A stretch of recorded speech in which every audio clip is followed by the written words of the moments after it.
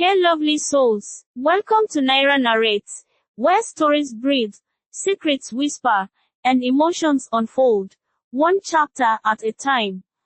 Today we'll dive into Tangled Hearts, written by Nairah and narrated by Chimamanda. I hope you enjoy. Chapter 1, New Air. The Nairobi sky was a different kind of blue. Not the wide, sea-washed dome Sahara was used to in Mombasa. This one felt tighter, clouded by movement and noise, like it was always in a hurry. She stepped off the matatu with her duffel bag clutched to her side and her heart somewhere between her sandals and her throat. The university gates rose before her like a movie set, elegant, towering, expensive. A gold crest shimmered at the top, and manicured hedges framed the driveway with a kind of precision that made her feel slightly out of place. She pulled her scarf tighter around her braids and took a breath.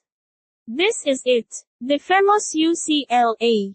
She had never imagined she'd work through gates like these, not with her background, not with her circumstances. But somehow, she had made it, even if it meant half-truths, hidden struggles, and pretending she belonged. As she crossed the compound, wheeling her suitcase toward the admin block, her eyes caught glimpses of things she had only seen in Instagram stories, Bluetooth headsets, high-end sneakers, laughter in accented Swahili, girls with edges laid so sharp the cold caught you.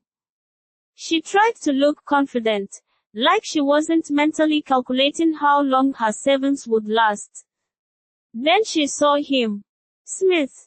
He leaned against a white BMW like he'd been cut straight from a fashion magazine. Slim fit jeans, crisp polo, and that signature smirk that had girls walking into lampposts. He wasn't just attractive, he was captivating. Effortlessly so.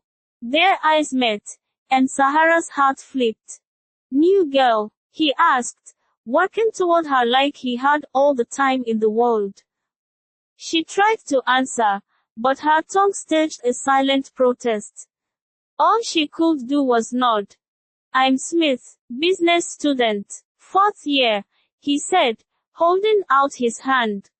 Sahara, she stammered, gripping his hand like it was her lifeline. Nice, you look, coastal. She blushed. That's obvious. He chuckled. That beautiful scarf. And that accent. It's kind of smooth.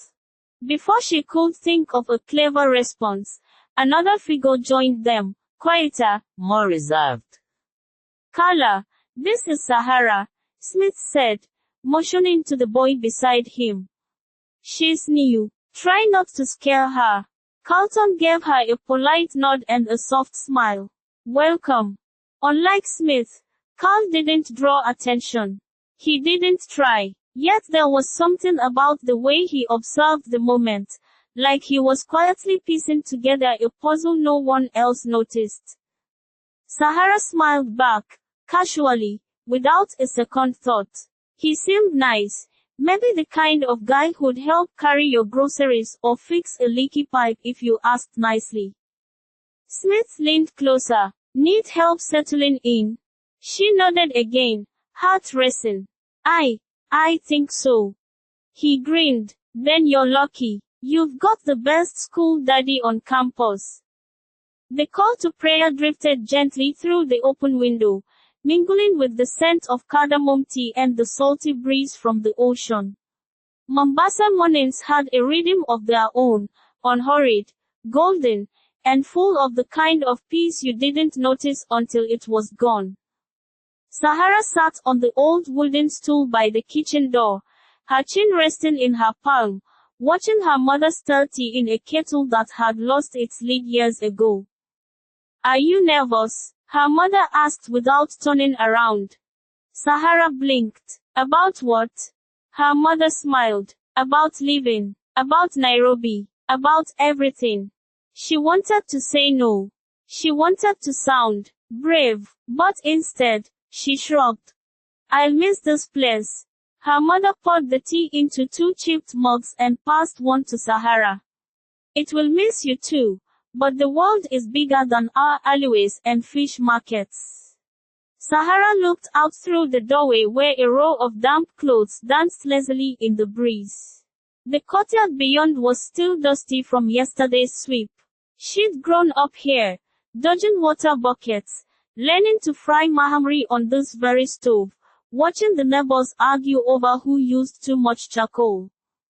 She sipped her tea in silence, the weight of goodbye sitting quietly between them. "Do you think I'll fit in?" she asked finally. Her mother sat down beside her and placed a warm hand on her knee. "You don't need to fit in, Sahara. You need to stand out, but gently, like coral in the sea." They both laughed at that. Her mother always spoke in metaphors borrowed from the ocean. Then came the knock, a soft double tap on the gate. It was her cousin, here to take her to the bus terminal. Sahara stood, heart suddenly tight, and glanced around the kitchen one last time. She reached for her bag, then turned back and hugged her mother tightly, breathing in the smell of cloves and flour. "Don't forget who you are," her mother whispered into her ear.